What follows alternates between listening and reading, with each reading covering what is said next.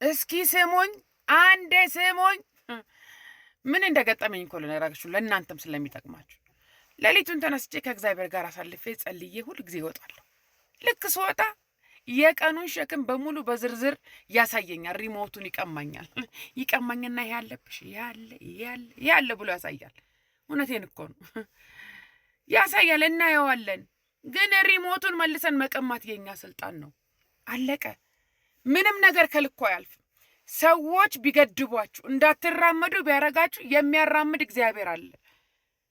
ሰዎች የእናንተን ነገር ቢቀሟችሁ እንደገና መልሶ የሚሸልም እግዚአብሔር አለ። በእናታችሁ እኔን የገባኝ ይግባችሁ። በቃ እግዚአብሔር መንገድ አለው።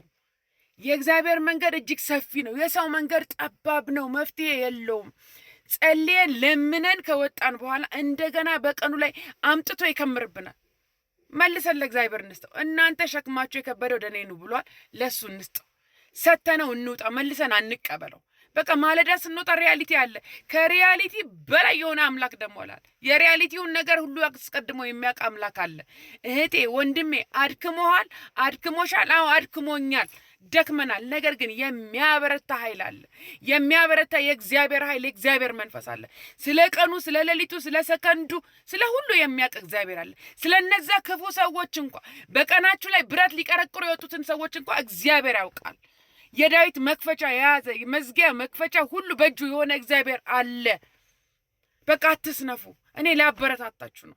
እውነቴን ነው የምነግራችሁ፣ ከኤክስፒሪየንስ ነው። ጸልዬ ጮኬ እግዚአብሔር ሆይ ብዬ ከእግዚአብሔር ሰምቼ ወጥቼ እንደገና ዓለም ታደክመኛለች። እንደገና ሁኔታዎች ያደክሙኛል። እንደክማለን። ግንስ የሚያበረታው ደግሞ ያበረታናል። ስለዚህ እድል ፋንታ አንስጥ። ቀናችሁን ዋጁ፣ ዘመናችሁን ዋጁ በጌታ